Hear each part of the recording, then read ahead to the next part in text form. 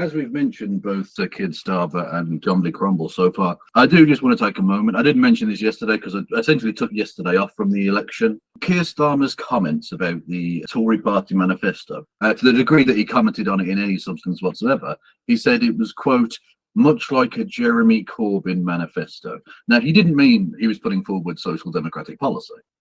He meant it was like uncosted and shit. But this is coming from the party that's put tax to the highest level since, for 70 years. And they're building this sort of Jeremy Corbyn style manifesto where anything you want can go in it. None of it is costed.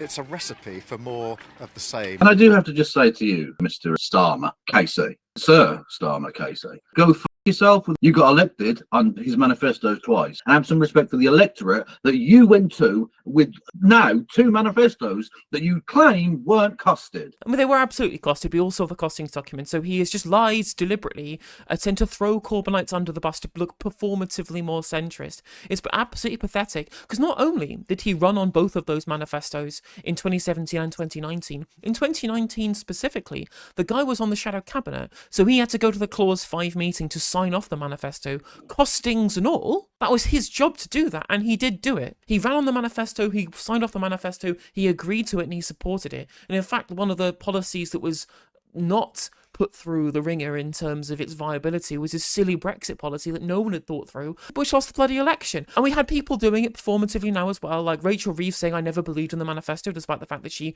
ran on that manifesto multiple times. Not just the idea that it was uncosted. If you didn't believe it, you should resign then. Exactly, absolutely. Because you lied to your electorate, you stood on a false prospectus, you should resign. Is Keir Starmer saying that 40% of the electorate that voted for in 2017 are all idiots who can't read? Is that exactly what he's telling all of the people who supported this? All the people who paid up members of the party who went and campaigned and knocked on doors to get this manifesto put into Parliament? And on top of that, in the 2020 leadership election, Keir Starmer describes, and I quote, the 2017 manifesto was a foundational document. We should treat, if you like, the 2017 manifesto as our foundational document. The radicalism and the hope that inspired across the country was real. Anybody who knocked on a door in that elections knows it was real.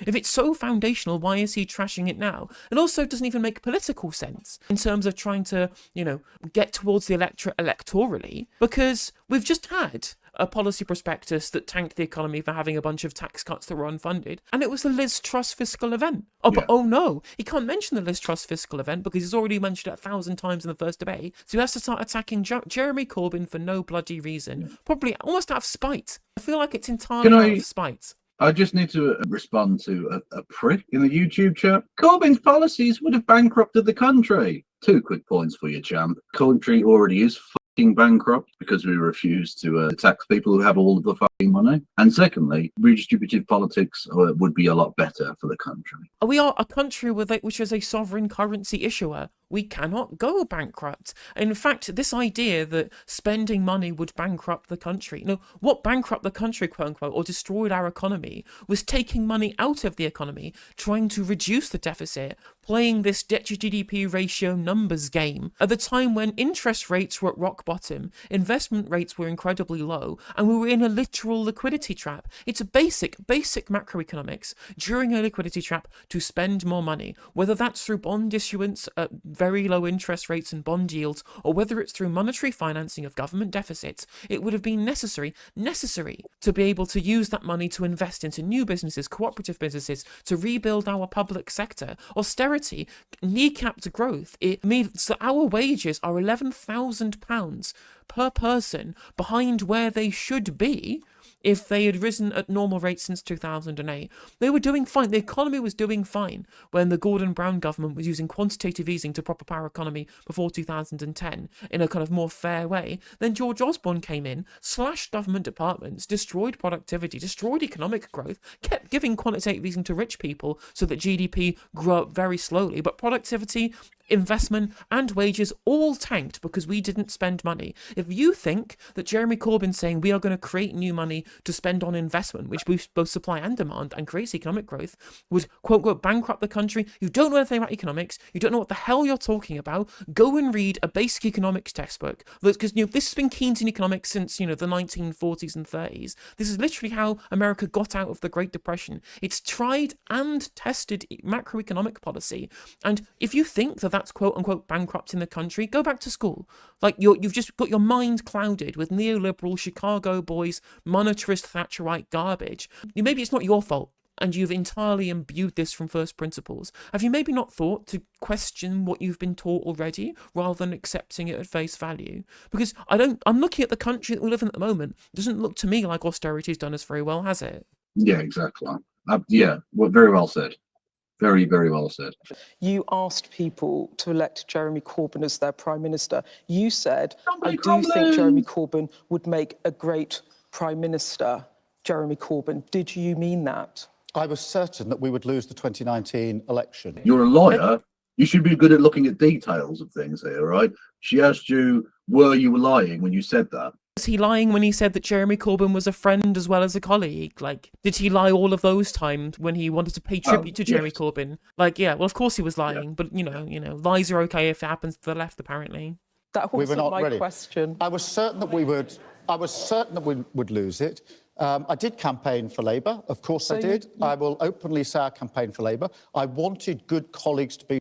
You will openly say that, dickhead. That's not in question. You were the shadow Brexit secretary, mate. Yes, we know.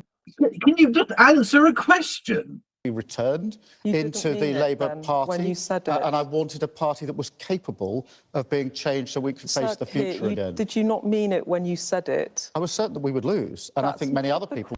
You are such. I wonder why no one trusts him. I wish, again, that they would just say, do you think the viewers are stupid? They can hear you not answering this question, and you Yeah. mock our viewers and the electorate when you refuse to answer these questions so blatantly. Fucking You're treating people neoliberalism. like they're idiots. were certain that we would lose. So you didn't mean it?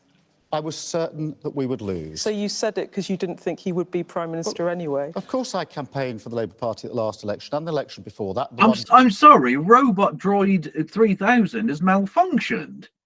He's just repeating the same two sentences over and over again, regardless of what she says. Before that, I've always campaigned for the Labour Party, and I'm glad I did because I wanted good colleagues to be returned to have their seats so that we could fight for the future of the Labour Party. I will move so on. I make no apology for that. I will fought for the move Labour on in a Party moment, at the but last election. I'm just trying to make the point to everyone in here that you said that he would make a great Prime He's Minister. not letting go. Now will you Love it. actually say, yes, I thought that, or I didn't think that at the time? Just be honest. I honestly didn't think that we had a chance of winning. That's not the question! No, mate, this is worse than just answering now. This is Yeah. actually worse than just answering and making yourself look a bit of a tit.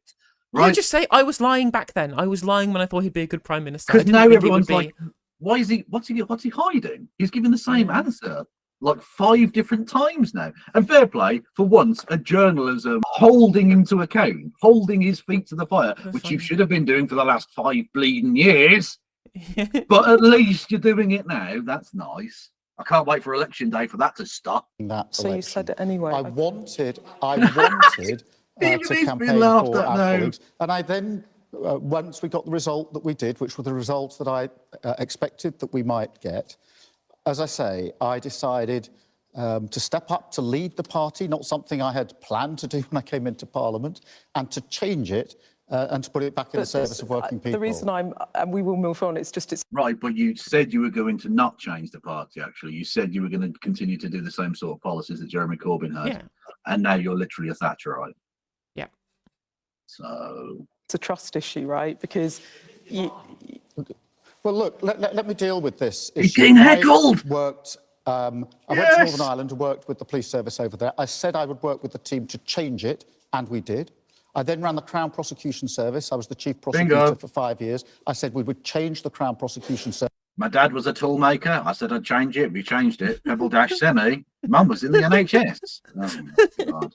It really is beep, boop, beep, boop. Can we turn him off and on again? It might be the only chance we've got Service, tonight. make it better, particularly on violence against women and girls. Mick Lynch soundboard at the ready. We did it. I said I would change the Labour Party 4.5 years ago. Most people No, said you didn't. can't do it. I did. So I stand on my record. Okay, so let's just go to your record, because I'm going to run you through your record, because people have to judge whether to vote for you. Can you just ask the question that was being heckled there? Why are you lying? Yeah, indeed. Why is he lying? I mean, Why of are you course, lying, because he's a compulsive liar. He's lied for 4 or 5 years. He lies and lies and lies and lies about everything. He would lie about the colour of the tie that he's wearing. He'd go full Lionel Hutz. Actually, I am not wearing a tie at all.